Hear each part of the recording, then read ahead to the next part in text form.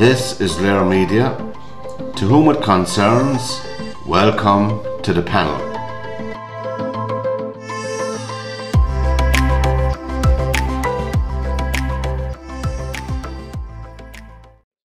Good evening, everybody, and welcome along to this edition of the panel on LiRmedia.tv. Tell all your friends about us, and don't forget to press the red button on the right-hand side. That's on the right-hand side as you're looking at it.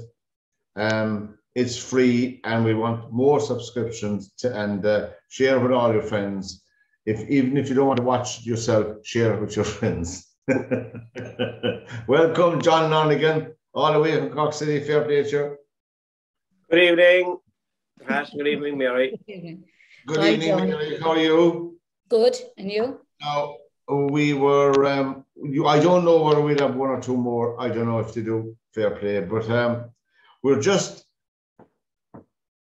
I would do anything for love, but I won't do that. Remember that, John? I do. I sure do. One of the iconic songs. He was a character, wasn't he? Did you see the somebody put up on one of the posts today that in Ireland the disease came in with a bat and went out like a bat out of head. He played in Cork a few times, you know. He did, yeah, he did. Yeah. I never saw him live actually, but I liked his music. I just thought he was incredible. He was my favorite of all rock singers. I just thought he was. I think it was the drama, the theatre. You know, as a performer myself, and you'd know it from young John and that. You always gravitate towards performers or people who actually do much more than what is on the label. Do you know what I mean? Meatloaf was a rock singer, but he was really rock opera, and he was really the first rock opera performer, and somebody who brought theatre. I remember when he first started off, so many people turned him down for record deals because they said there's nobody going to want to watch theatre, rock theatre.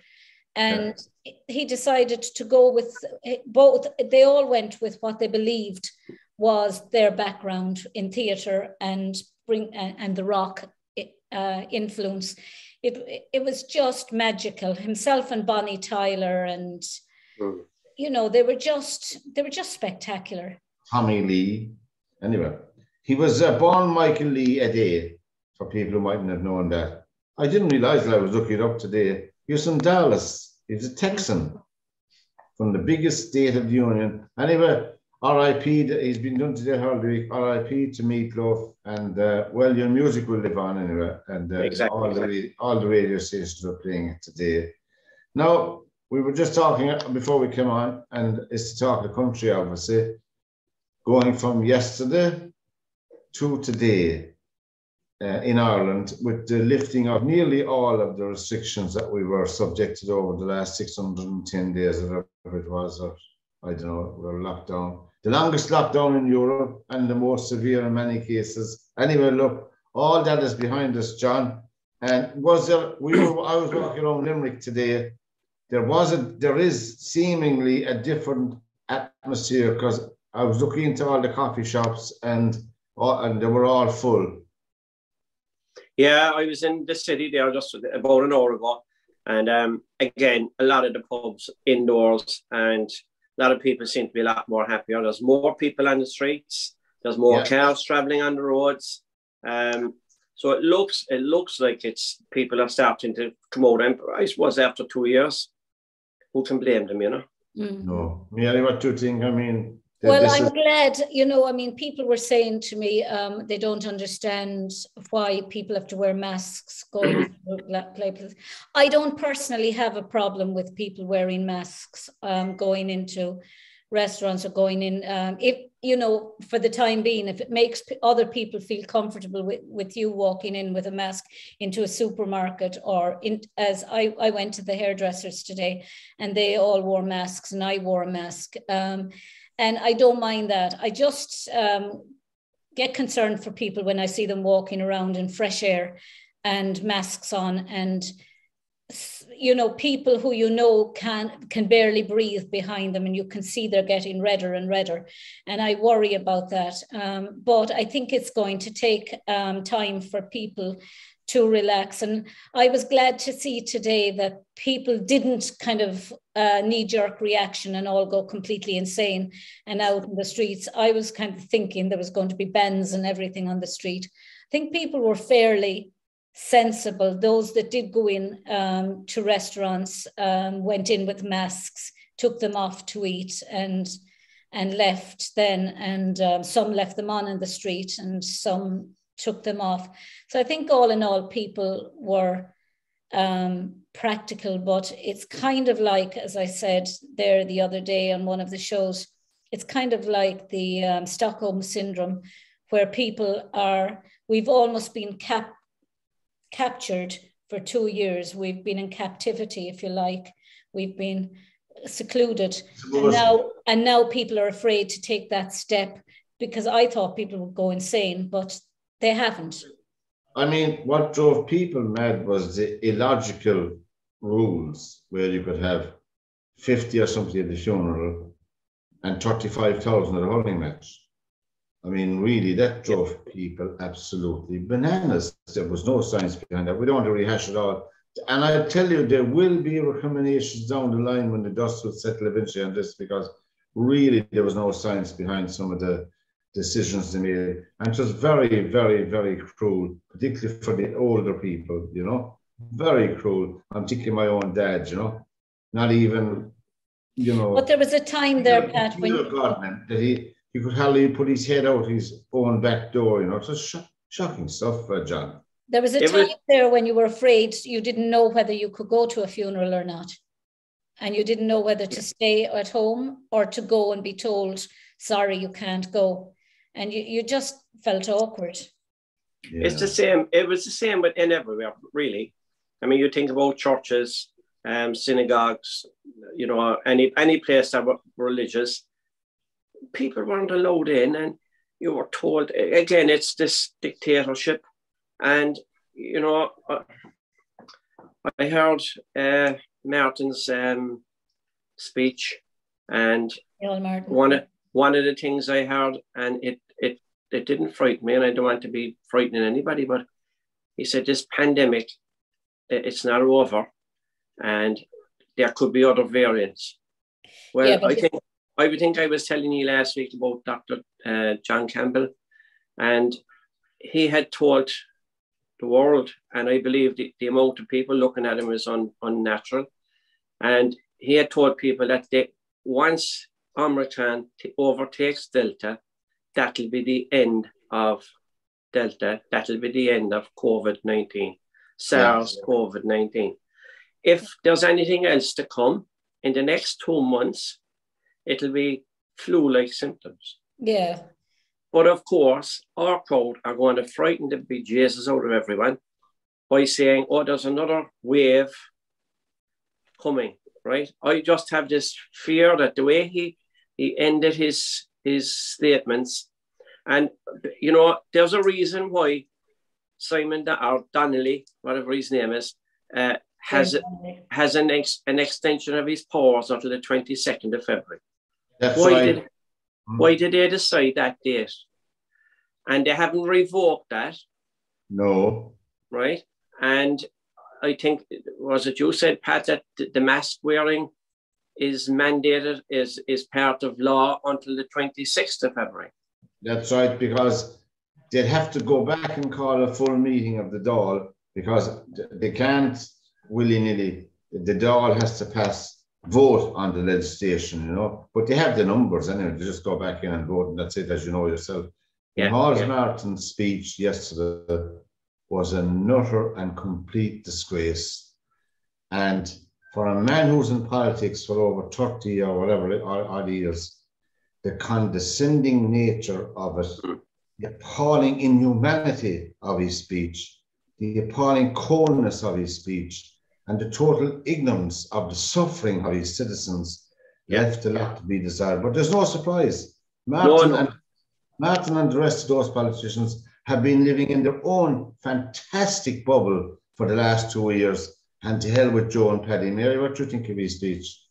Well, I was surprised he started off with making a reference to this day in 1919.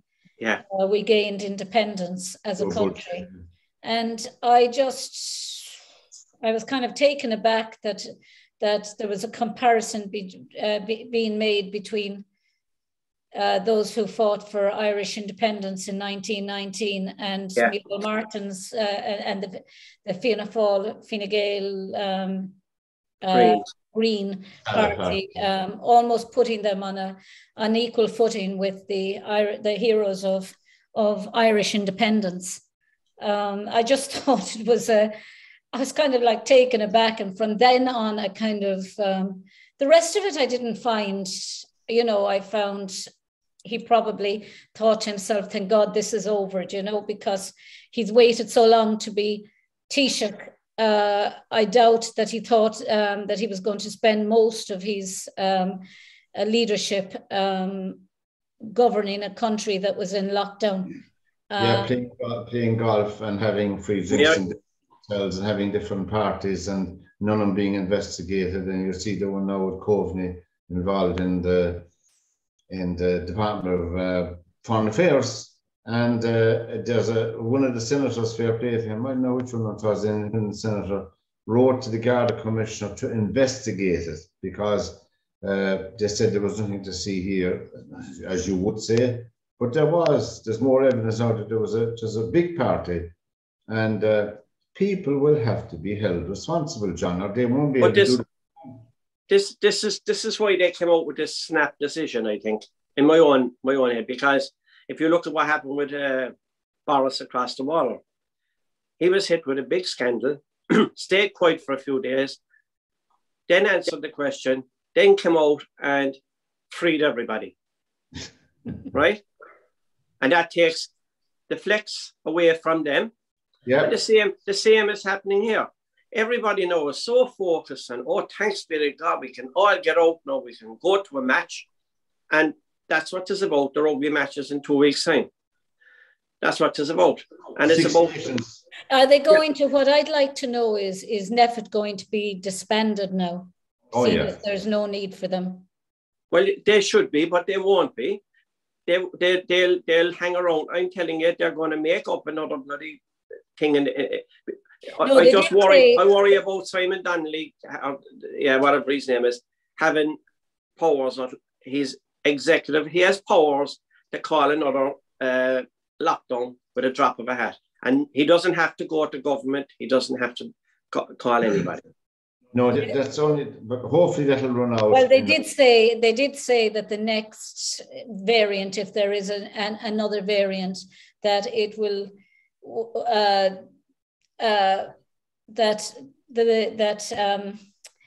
Dr. Houlihan said that if there's another variant, we'll be in a position as a country to fight it because Omicron has weakened it, and it won't be as no matter what. But today I was noticing they were saying that there was over 10,000 new cases.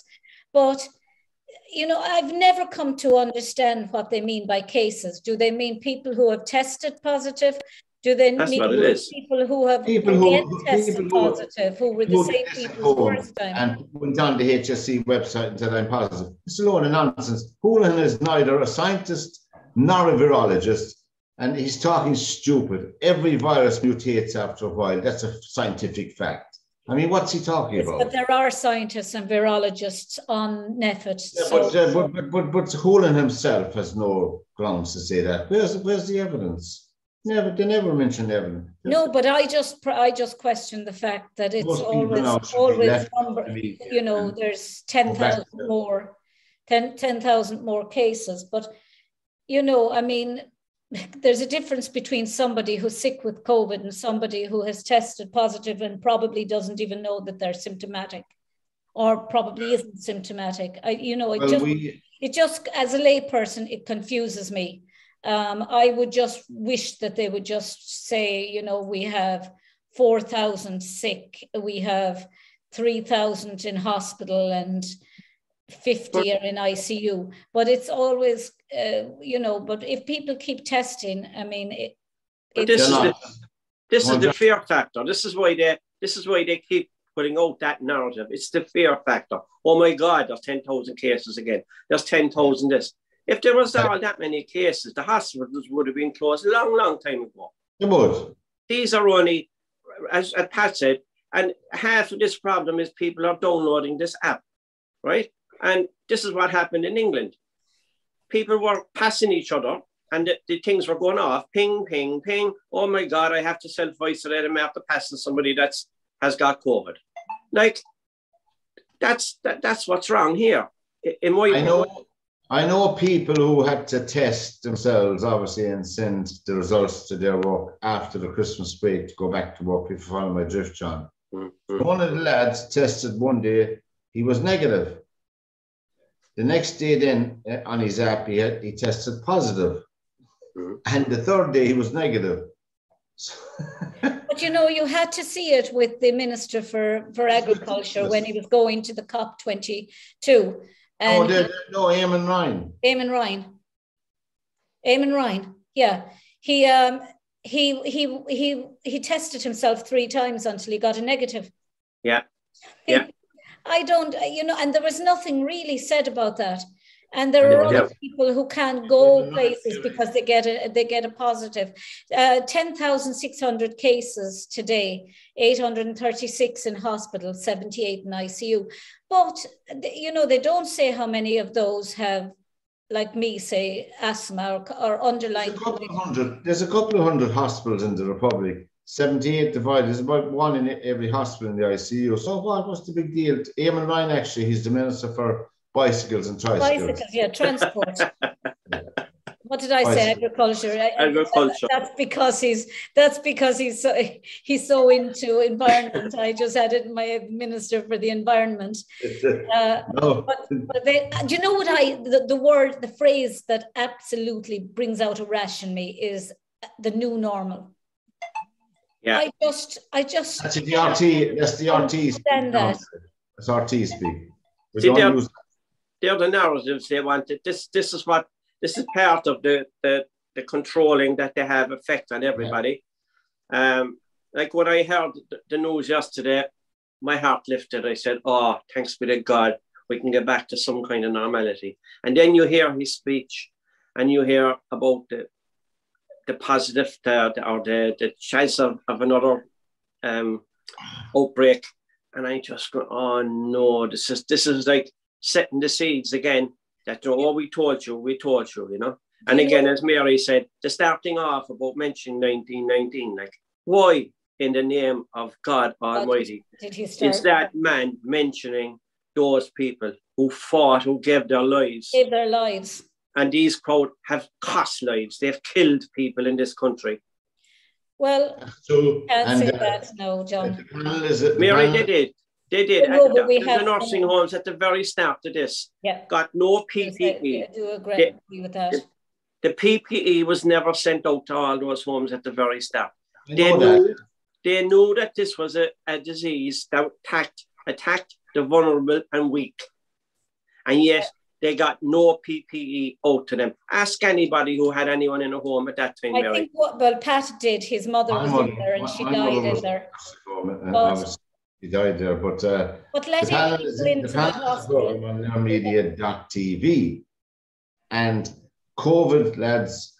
I don't know. Sorry for calling you there, Mary, but letting people onto the island, which we are as an island. We could have had, and I keep on saying it, we could have had a one island solution to it just for the month or two, and we could have treated it as one country, if you like, even for the sake of just the virus, not left anyone in or anyone out for that month or two until the virus was, but there were people coming in. There was 20,000 at one stage. The head of aviation in Dublin said the 20,000 people had come in and just given their names and where they were going to. And I mean, they didn't really even know whether those places existed that they were giving the names and that. And yet the rest of the country was in lockdown.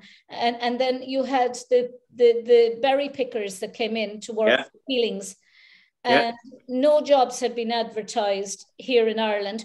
We were all in lockdown, and people were coming in from another country to thousands to getting off a plane, coming in, getting into coaches, traveling down the country, getting off maybe to get cups of tea or sandwiches in petrol stations, and getting back on the bus and going to the factory. And everyone in this country was locked down. I mean, it just didn't make any sense at the time. No, it did not. But I as I said, John and Mary, I think my own opinion for what is all the opinions are our own, and not the opinions of LiR Media. But my opinion is there will be retribution on some politicians in the next election. There's no doubt in my mind, because they got. I have to acknowledge, in fairness, they got many things right, but they got almost as many things completely wrong. You know, and so they will be held to account. Well, hopefully they will be. What things did they get right? instead of us honing in on what they got wrong, tell me what they got right, Pat. Well, I think, okay, John, I'll take your point about, you know, about the masks and all the equipment they needed, right? And they, in the first instance, they tried to, they moved nearly all the older people into homes. You understand? Out of hospitals, some of them. Okay. They took them out of hospitals and put them into homes. Yeah, I know that. Now, the evidence that was coming out at the time, the evidence coming out at the time, I agree with you, John, that the most vulnerable for this virus, and has been, the numbers bear it out, was 75, 80 upwards. Absolutely, the vast majority of people who were killed by the virus, as far as we know, were the old people, the very old people, and frail and fragile people. So that was a huge mistake. But they did manage to get in huge amounts of equipment and all, and because I got first-hand knowledge of it when I was in hospital myself, and the amount of stuff they got in is just, I don't know how much they got in. And I don't know myself. I think, let me go back what I said. NPHET itself, from what I've read recently, is the model they were using was based on a 1927 model to fight the virus. I'm no scientist, I'm no virologist, I'm no doctor. I'm only seeing what I read and what I've studied and what I've spoken to people about. So therefore, I don't think they had the expertise on the committee to make the right decisions, because if you remember, they said they were on television, there's no need to wear a mask, they don't really work. 8 weeks later, they were on television to wear a mask. A month after that, they were on television to wear 2 masks. So look, you can see the anomalies. They were so stubborn, I think, myself, politicians and the people on NPHET, that they closed. It was like as if they were in a room by themselves and nobody else's opinion mattered or input or anything. They plowed ahead. But Pat, sorry for interrupting you. Somebody said one day, which was a very valid point, in NPHET there was nobody on there from mental health. There was nobody on there from organizations that work with children or adults who are being abused within the home. It was all to do with the virus. There was nothing there about who is going to help this child if they slip between the net, which happened in the UK with 2 very high profile cases, and what's going to happen if women or men are being abused inside in their own home. But Tony Holohan said, he warned that the coronavirus is not over. He said, I can't promise there won't be further twists in the pandemic requiring decisions and different decisions. Spring is coming. I don't know if I've ever looked forward to one as much as I'm looking forward to this one. Humans are social beings, and we Irish are more social than most. As we look forward to this spring, we need to see each other again. We need to see each other smile. We need to sing again as we navigate this new phase. Who's saying that? It is time to be ourselves. Tony Holohan. Who's saying that? Tony Holohan. Well, he's not a scientist or a biologist, so I take. Well, he's a GP. And his record in health is abysmal. He shouldn't even be in that position. That's my own opinion. He's a GP with a diploma. The panel is a program on LiR Media.tv. Lads would like to have you along Saturday night. I think that we're a bit thin on the ground in the panel. I think maybe most people took the advantage to drink about 14 pints tonight, but they're welcome to them. He'll be all sick tomorrow. We'll be fine. We'll remember their decisions to choose drink over us. Are you a fan of the cowboy film? Me? Yeah. Well, my memory of the cowboy films were probably Bat Masterson, the Virginian, and I suppose that's about it. I don't think I remember any more. I will. The John Wayne films. No, I never really fancied John Wayne as an actor somehow. Joined the club. I have a few down here, and he's not in. Butch Cassidy and the Sundance Kid was in the cinema. That was a good one, yeah. In 1969 or 70. What's his name was in it? Oh, God. Butch Cassidy and the Sundance Kid. Robert Redford and Paul Newman. Yeah. And do you remember the song Raindrops Keep Falling on My Head was written for that? Great song, yeah. And they're cycling along on the bike and Cashel and Ross on the bar of the bike. Oh, I wish that I was cycling that bike. I think you're now speaking to two people who could. Do you not see the two of our four eyes glazing over, Pat, at the thoughts of westerns? Do not forsake me, oh my darling. Do you remember I Knew? No, Pat, you're actually making yourself out to be ancient now. No. Anyway. I liked Oklahoma and Seven Brides for Seven Brothers and Calamity Jane and musicals. But they were musicals, like yeah. That. The musicals, yeah. Yeah, musicals, and I watched what was it called? The High Chaparral, and well, as John said, Bat Masterson, John, you mentioned Bat Masterson, yeah. Gene Barry, the actor. I did a little program on him, but Bat Masterson was a great television series. I thought it was fantastic. Yeah, and the real Bat Masterson was a sheriff and a marshal, and then he became a boxing referee. That's Bat Masterson. So he still carried the gun because boxing was very loose at him, and you could get invasions of rings by people if they thought their fighter was losing because there's too much money. But he eventually wound up in New York, where he was writing columns for different papers. That's Bat Masterson himself, which was he had a fantastic career. People want to read up about him. What was the other one you mentioned? Oh yeah, the Virginian. The Virginian. But I did watch. He only died last year, you know. Yeah. James Drury. He was almost 100, 97, 98 odd, you know, James Drury, that is. I did watch The Magnificent Seven, but only for Yul Brynner. What? Yeah. And it was based on the Seven Samurai. Yeah, Yul Brynner and Robert Vaughan, the man from Uncle. I saw no one else except Yul Brynner. Well, Robert Vaughan was in it. Were there others in it? James Coburn, I forget the rest of them now, but that's sure what's his name was in it. No, he wasn't Paul Newman. I can't remember that. People can send us an email and remind our brain. But anyway, I suppose the Western... Who was the guy who actually wrote, I do know this, wrote the Seven Samurai? What? Japanese. Yeah, but he was Akira Kurosawa. Yeah, but he's a very famous Japanese director. He came to Ireland many times. The Magnificent Seven was based on that. Unforgiven was the last great Western, in my opinion, with Clint Eastwood, lads. If you ever I saw that. Yeah. And Gene Hackman, remember? Yeah. Great film. Little Bill. Jesus, Pat, I think you got longer out of this segment than I thought you would. Remember the line he said, Clint Eastwood, "Your will and money that killed men, women, children, and all their animals and pigs and dogs as well. Bang, I'm going to kill you." But Clint is still 99. God, I'd never watch a movie with him in. He's one character that if Why, Mary?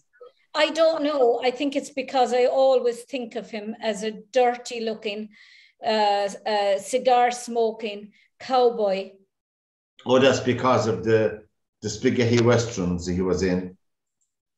The good, the bad, and the ugly. The bad and the ugly. Yeah. But he was, you probably saw the one he was in, John, Absolute Power, about the president of the United States. Gene Hackman was in that as well. When he broke into your man's house, the judge's house. No, I didn't see that at all. And Gene Hackman was having an affair with the judge's wife, who pretended to be sick. So while he was gone out of town for a while, but he wound up killing her anyway in her own house. But Clint Eastwood was the cat burglar. He was inside in the safe, but he had locked himself in with a two-way mirror. They didn't see that, but he saw everything. It was a very good film. I think Absolute Power, I think, or something's name. It's a great film. Pick it up. Just took for a film. Anyway, we have no takers tonight for the Western, but you can catch on our YouTube channel on LiR Media. We have a little program on Gene Barry, who played Bat Masterson, about a 20-minute program. If you don't want to be reading reams of stuff, you can dip into that. It's only 25 minutes long. And you get all the lowdown on Gene Barry. I used to love Westerns when I was a child because my dad watched Westerns all the time. He loved country music and Westerns. And I watched them all the time as a child and used to love them. Little House on the Prairie. And I don't know what it was. As I got older, I just thought to myself, what in God's name did I watch those for? Everyone was dirty and dusty and riding out in the trails and they were all smoking cigars and they all looked like they needed a good shave. Well, they couldn't get a shave until they came into town after the steers were sold, you know. Then they let their hair down, you know. But I'd watch them if Doris Day was in them.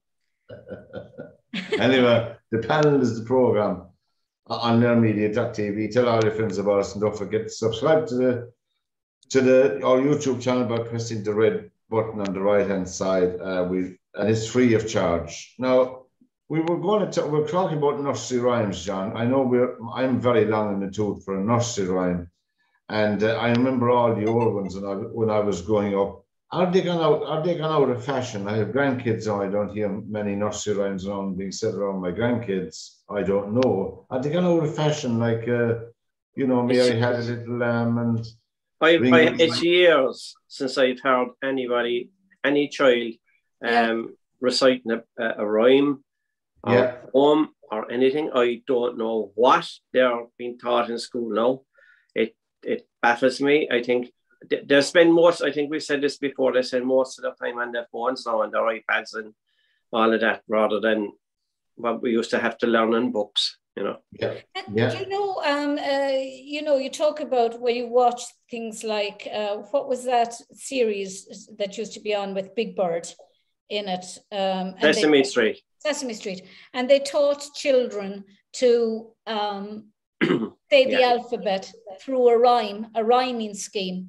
Yeah. And I mean, I'm an associate of the Victoria College of Speech. And the one thing that I've actually always felt was it was hugely important. Rhymes were hugely important and could be integrated. You know, there's that girl that I don't know her name. She does the maths on Countdown. She did the maths on Countdown. She brought out a book. Rachel O'Reilly. She brought out a book on how... No, Carol Vorderman, wasn't it? No, it was Rachel O'Reilly brought out a book on how to teach mathematics through rhyme and that and through song. And I think, you know, for children who are finding it very difficult to actually learn the alphabet or learn mathematics, but they love singing. If people actually tried to adapt the mathematics into a song, children would actually learn it better, would learn their times table. better with them singing. Sesame Street to that, you know, like the fireman is the person in your neighborhood and all that kind of singing. But people did learn. Your kids did learn. They were. But the Safe Cross Code here in Ireland was learned through song as well. Was. Yeah. There wasn't enough of that. But it's going way back to Wanderley Wagon. Remember? Just hurry, stop and wait. Wanderley Wagon was in the 60s.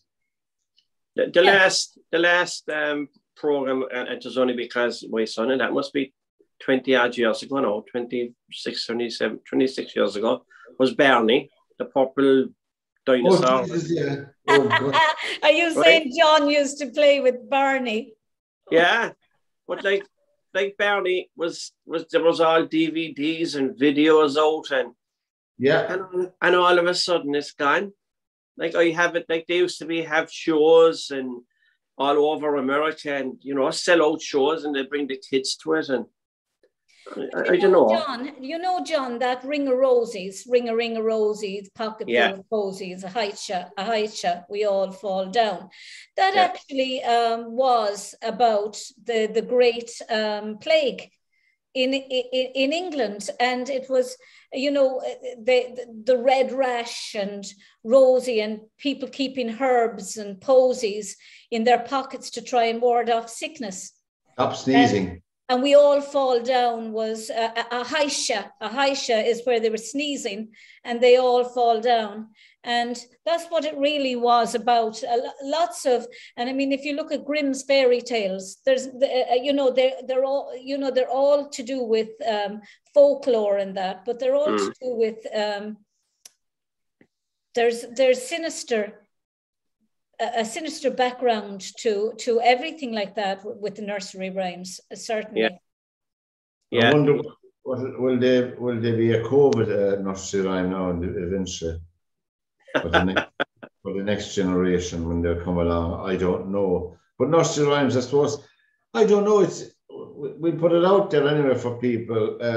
You can send an email anytime at info@LiRmedia.tv. Now, sorry, Pat, I'm just after checking up this.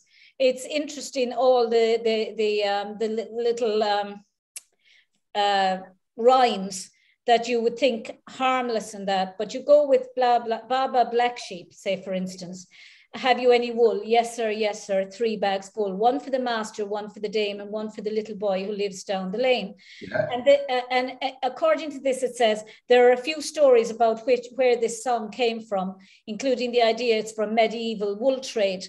But one of them is that it had to do with the Atlantic slave trade, which is so messed up, I can't even handle it, they said. You know, and Mary, Mary, quite contrary. The song might seem like an innocent song about gardening, but there's a good chance it originated as a political metaphor for Mary I of England, the oldest daughter of Henry VIII, who ascended to the throne after his death. She famously was unable to have a child. So the "how does your garden grow" line is probably a dig at that. And the quite contrary name is probably a reference to the way she tried to roll back her father's efforts to make the country Protestant. The silver bells and cockle shells on the hand are possibly a reference to a different torture devices used on people who refused to convert back to Catholicism. Oh, lovely. So Henry VIII was an absolute monster, a pig, you know, a pig of a man. You didn't like him. You didn't like him. Why do people talk about Henry VIII? He did nothing. He wrote a song. He was stinking, dying for the last 2 years of his life with a smell off him, apparently, that you couldn't enter into the bedroom. But that was a lot of that was disease. He was a glutton. He was a killer, a murderer. Why would people want to learn about Henry VIII? But it's the power thing. That's the power thing again, you know. Yeah, I mean, like getting across that, you know, you can be, if you're mean and greedy and this, you can be powerful and have a say in life and whatever. I suppose you're right, John, because look, they still talk about Adolf Hitler. He'd be in the same vein as Adolf Hitler. He was a killer himself and killed his own people and killed everywhere he went. Yeah, I suppose people who were monsters, you think of them like Adolf Hitler was one of them, like Pol Pot in Cambodia who slaughtered millions, like Mao Zedong in China. Pat, People. Pop Goes the Weasel, all around the mulberry bush, the monkey chased the weasel. The monkey stopped to pull up his sock. Pop goes the weasel. It's in the British versions, there are lines like a penny for a spool of thread, a penny for a needle, and a half a pound of twopenny rice, half a pound of treacle, which makes sense when you know that Pop Goes the Weasel used to be a slang term for pawning your coat. In that context, the song is actually not about animals chasing each other, but about people living on the edge of poverty, having to pawn their winter coat in order to afford basic necessities. Not nearly as cheerful now for kids. We're going back. We better bring that poem back up, because I think the way things are going in this country and all over the world, people are going to be back to that again, you know. Well, I didn't bring it. Living is. We'll discuss it on the next edition of the panel. A good friend of mine gave me his latest ESB bill. I copied all the stuff, and comparable to the last one, it's the prices are gone through the roof. And I mean, something like 50 euros of the bill is made up of non-electricity items. I don't have them in front of me now myself. I won't be able to bring it up. Pat, I keep saying this to people for years, right? The carbon, I think we mentioned it here before. On your bill, if you have gas, you have a standing charge. Yeah. Why a standing charge, right? But it's a charge. If you never turn on your gas, you're going to be standing charge. Paying for it. You pay a carbon tax, and you pay VAT on top of the three of those as well, plus whatever you've used. So you have 4 items on every bill, and then you go to your electricity, and you have I can't remember, but it's not carbon on one of them. It's ESO levy. ESO levy, right? PSO levy. And the other money is going, John. That's going to private companies who are involved in the green energy business, in wind and whatever else. Imagine that. That was supposed to be a temporary thing to give them a leg up. It's like the television license. They're looking for, not that it worries me, anyway, they're looking for an increase of €65 on the television license. But if the people in this country leave that go ahead, what should be done is RT should be scrapped, got rid of, and leave somebody private come in, and you have to they have to pay. You have to pay for it to watch it. And I tell you, they'll make nothing, because nobody will watch it if you have to pay for that. I mean, we're paying for it already. 160? Is it no? I don't understand why we have to pay for. And somebody else said it. You know, if you're living here in Ireland and you're paying your television license, and you go on a holiday or you go abroad on a job, you should be able to get it on all the channels, but you can't. You can't. Outside of Ireland. And if you don't watch RTE at all, or you don't watch TV3, you watch, say, Dancing on Ice or Dancing with the Stars or Strictly. And, you know, if you don't watch Irish television at all, you should really be only paying for something that you use. Exactly. Well, the minister in Britain announced during the week that they're scrapping the TV license. You see that? That's right, yeah. BBC were looking for an increase. She said, we're going to scrap it. They're going to have to try and find ways of earning the money that's not going to be expecting people to pay for it. I mean, you look at RT, there's, you know, and people talk about representation. There's really very little representation from outside of the Pale. Everything is Dublin centric. And even when they go out and they do surveys or they go out and ask questions, it's out into the streets of Dublin. There's really no awareness of anything outside of Dublin. Very little anyway. And they're keeping on the same circle, John. I know you see the story during the week where Sean O'Rourke's wife was a special advisor to one of the Green ministers. She's retiring in April, and the Green minister came out and said, yes, I advertised the position, and I advertised the position as I was supposed to do in the law, but lo and behold, who got the job? The mother, the woman who's retiring, Sean O'Rourke's wife was retiring, their son got the job. 91,000 euro plus expenses. Imagine that. Was that a coincidence? Was that a pure coincidence, John? Nothing surprises me with this country. It's so corrupt. And it just, everything you see they do, again, as we said a while ago, going back to... Well, I'm sure he was qualified for the position, but were there not others who were probably as much or not more? No, absolutely not, because... Who had the job? Forbes, who was in front of the Oireachtas committee, pleading her case for more support for RT during the week, and answering many other questions as well. Well, trying to anyway. Her special advisor, have you guessed who he is, John? He's Rory Coveney. Did you hear that name before? Simon Coveney. God, I did not know. I know. I bet you it comes as a complete shock to you, doesn't it? That's unbelievable. Like the coincidence of that happening. I know. And look, really, honestly, I know the country is small now, let's be honest about it. And there are positions that you need specialist qualifications for. I understand that. And maybe the pool that you're picking from is small. I grant all that. But really and truly, all those coincidences, they're not coincidences, are they? But Pat, we have people running our country for the last 100 years.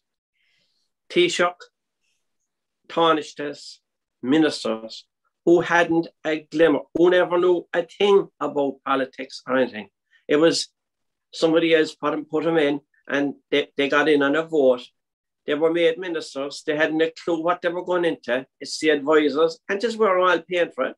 And I looked at a statistic the other day, and our Taoiseach is on 212,000 a year, and it's more than most of the other prime ministers, stroke, presidents, stroke, whatever, in all the rest of the countries in Europe. And you just said it, we're a small little island. If you look at them, you look at a map of the world, you can hardly see Ireland. It's a little pinprick in the. And do you know, John, that his salary is higher than the President of the United States? Nothing surprises me in this country, Pat. It's all about looking after themselves and bugger the rest of us, because they don't care about us. Like the condescending smile that man tried to make yesterday on his speech. Did you not look at the condescending smile? He nearly broke into a smile. I was just glad with what he was announcing. I was just happy that everything was opening up. But you know, to be honest with you, John, I haven't left the furthest I've come, and is in 2 years is the radio station, which is about 10 minutes from my house. I haven't gone outside my county. I haven't gone to a bar or restaurant. I haven't been able to get my hair cut because most of the time it was in lockdown, apart from the times it came out. I don't drink, so bars don't really bother me being closed, but I would go into one, and I felt so sorry for people who were out of work, and especially coming up the week of Christmas when they just got back into work and the rug was pulled from under them. My heart went out to them, because I thought, Jesus, they were saying to themselves, I'll have money now for Christmas to get presents for the children. And suddenly, and with no warning. But this is the very same. They now done the opposite of what they done at Christmas. They've now pulled the plug again, but it's the plug for us, in other words. So this is about them holding us on strings and controlling us, right? Like, you can have your freedom back now, but beware. I think now beware. Yeah, and this is where I have the major. I don't like that man anyway, but this is where I have a problem with this. Instead of coming out and said, this is the facts, this is how it's going to pan out. We're hoping we can get rid of all the restrictions in the next 3 weeks, and we can all get back to normality. He didn't have to go into 1919. He didn't have to go into that was a nonsense. Things about future COVID coming up. We all know in the next 2 months February and March. I said it last week. Where's the man flu gone? Right? The man flu has to come back yet. Right? Yeah. So we're going to get flus. Flus are runny nose, headaches, eyes bulging, all that type of stuff. We all know that for you. But it seems we've forgotten all those. And what's the cure for them? But I think they're going to, John, I think they're going to have to get rid of this, you know, the emergency powers that they have, because God Almighty, you know, it's very hard to have something hanging over your head that people have the power to just at the swipe of a pen to actually pull you back out from the freedom that you have got back and hard earned. You know, it isn't something that we were given. It's something we earned by being well behaved, if you like, and following rules. The last thing we want now is for somebody to just keep moving the goalpost and keep getting emergency powers and applying for emergency powers for 3 months and 3 months and 3 months. And Stephen Donnelly said it the other day. He said, the very minute that we feel that there's no need for emergency powers, we will get rid of it because it's infringing on people's human rights and their freedom to move about. But that sentence was very telling. The minute we feel that it's safe to do so. The word we, Mary. The minute we feel that it's safe to do so, it's not kind of like, well, we'll do away with them now. They can say that forever, that it's not safe to do so. And before we finish that, there's an anomaly. For instance, John and Mary, there's always some person to challenge these laws on penalty points. Do you remember the drink driving laws that were challenged 7 or 8 years ago? They had to meet in an emergency session, close down the loophole because they were all being thrown out in all the district courts around the country. Well, there was a case on the Irish, I'll tell you what paper it's on so you can look it up, the Irish Daily Mail of, what date was it? Sorry, yesterday, Friday, going not day of the week, where a person was observed, not stopped, no, was observed by a member of Garda Síochána using his phone while driving, okay? Now, he was oblivious of the fact, but the guard noted the wedge of the car and he got a fixed penalty notice in the post. Anyway, he eventually got a summons to court because he said the notice didn't arrive, you know, the original notice for the charge of using a phone while driving. So he went to court to answer the summons that he was using a phone while driving. And he had a very good barrister with him because the Garda was giving his evidence of what he observed, if you follow my drift, and that's why he issued. So the first question he asked the guard, can you prove to the court that the driver of that car was using his phone? And he couldn't. Obviously he couldn't because he didn't stop him and the case was thrown out. There you go. So now, John, you can go drive around Cork City tonight with your phone up, no bother. Except you're stopped. Then you know, looking at the other day recently, where somebody decided to sue the council for the amount of cameras that are up all over Limerick City. Oh, yeah. And they're not there, they're not being used for the purpose with which they were actually being put, because the council... You didn't get permission. Yeah, the council, they're holding on to people's information, their license plate numbers, by virtue of the fact that the photograph has been taken.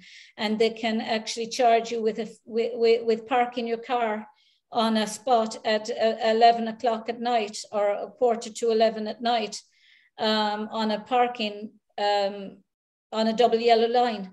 Now, you know, that's not what they were intended for. The security cameras were intended to keep people safe, not to fine people for parking on a double yellow line. They were fined €5,000. This is all part of their control thing. Like, they can do what they want with all this information. if they wanted, Pat, if they really wanted, they could have made sure that that guy, they could have proved he was on the phone if they really wanted. But if it was you or me who didn't have a fancy barrister with us, we'd have been fine. We'd have been fine. And put money into the coffers. Without a doubt, Pat. I've seen it. I've seen it in court cases myself when I was up over the water charges.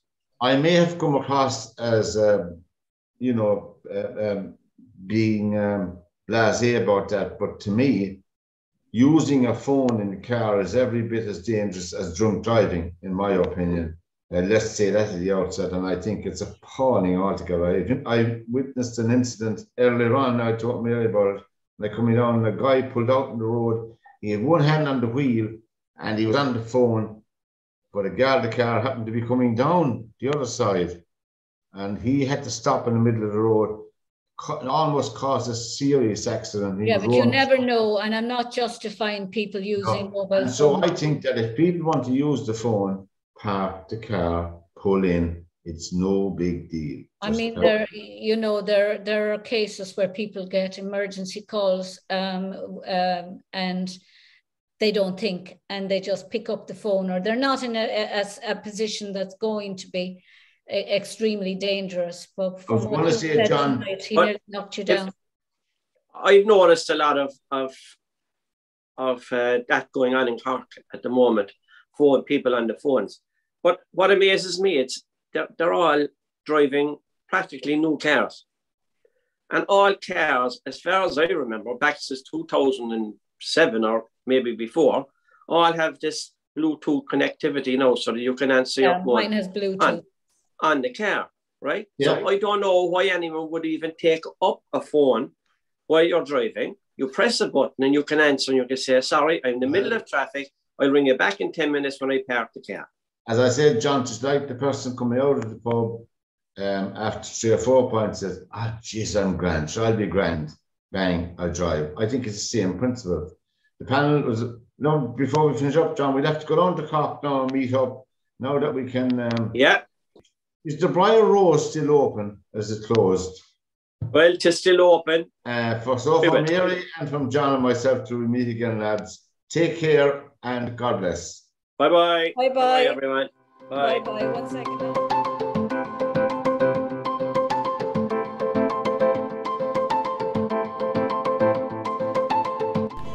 This is LiR Media. To whom it concerns, welcome to the panel.